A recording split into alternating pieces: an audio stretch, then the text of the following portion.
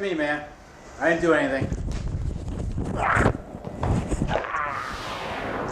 Okay, in this particular technique, the subject knows that I'm trying to arrest him.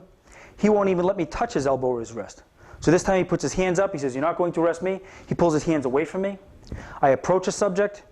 And what I do is, as soon as I make range, as soon as I'm within range, I need to attack this arm fast before he can attack me with that arm. Now, all the time that I'm attacking this arm, I'm stepping to the side, and I'm going to pull him off balance in this direction. So I move in, I attack his wrist with a spiral action, passing it, at the same time with a monkey grip driving up to the back of his arm while passing his arm down. I drag him off to the side, off balance, separating his arm, seizing his wrist, not contesting his power, but following it back into the front wrist lock. You're not arresting me, man. I didn't do anything.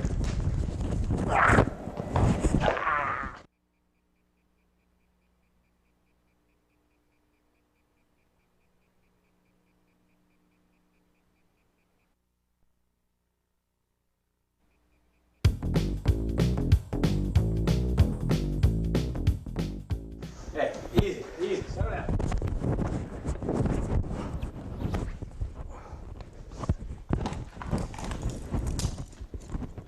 Stay there. Now here we have a subject that's extremely combative. He's about to attack a subject. I don't want him to know that I'm coming up behind him because I don't want him to turn his anger on me. So I walk directly behind him so he can't see me. I walk up behind him. I want to achieve three things at the same time. I want to walk up behind him. I want to step deep underneath his hips. At the same time, I want to drive my right hand under his right armpit, achieving a half Nelson. At the same time, I want my left hand to go over his left arm, achieving what we call a bar arm, not an arm bar. It's up on a 45-degree angle, so he can't get his arm out. If I drop my hand down, he can pull his elbow out and escape. So again, I achieve the two locks together, and I wedge his back, arch his back. That's why we call this the wedge. Then I lift him and turn him away. Now, because I need to get the camera angle, I just want to do a short one, Bruce, right here, just a little stroke. Just take it. Okay, now, right here, I reach down. I'm pressing his left arm to my body, tight to my body.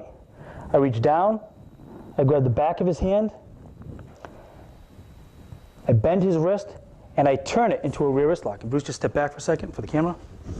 I bring it up into a rear wrist lock, achieve the rear wrist lock. Grab my cuffs, isolate the single strand, place the single strand over the top of his wrist, and I bring the handcuffs to the single strand.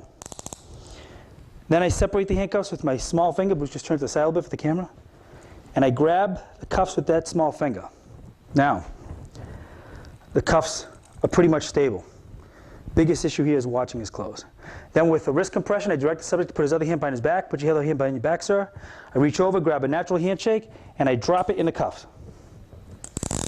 Okay, again, reach the back of his hand. I'm going to drag his baby finger, hook it, maintain a pressure, and transport the suspect. Hey, easy, easy, settle down.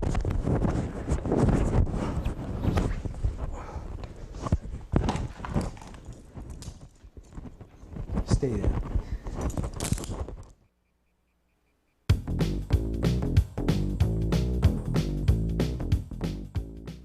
Okay. Here we have a subject where the upper dorsal nerve attack was not effective.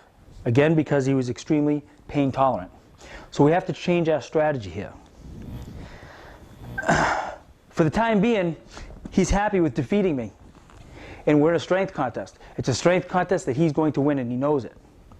So what I'm going to do is I want to convince him, I just want to be a little bit deceptive tactically, convince him to think that I want to join into the strength contest. So while I'm telling him to give me his hands and I'm pulling his arms that are much stronger than mine, I'm reaching down with my foot. If you look to behind me, and you'll see me setting up my foot for an attack. I'm going to attack the posterior tibial nerve behind his calf. So as I'm drawing in his arms, give me your hands, I suddenly reach back, grab his foot, and clamp it in between my leg.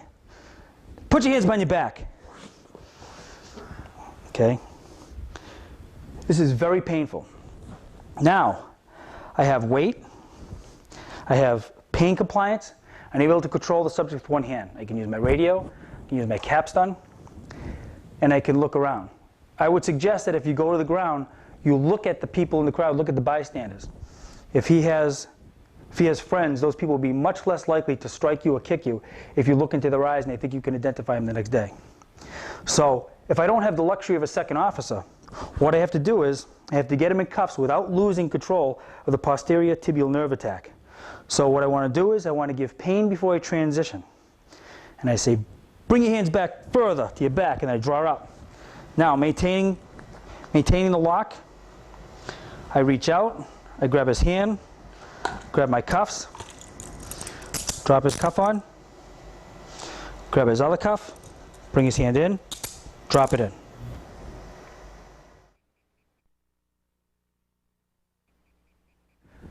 I hope you have enjoyed this video program. Taking a subject into custody is a very dangerous task and often the trigger for an assault on a police officer. There are over 60,000 assaults on police officers each year in the United States. The average age of an attacker is 21 years old. The average age of a cop killer is 29 years old. Approximately 70% of all violent crimes in America are committed by young males between the ages of 17 and 24 years old. The age gap between you and the people you confront on the street will grow wider and wider. And pretty soon, you may find yourself in a life and death struggle with a subject who is half your age or twice your size. These fast action control techniques are just one of many systems designed to control combative subjects. Every police officer should adopt a control system and practice it often. After 16 years of policing, I still believe there is nothing more important to a street cop than a skilled pair of hands. And that's a fact. Again, I thank you and hope you have enjoyed this video program.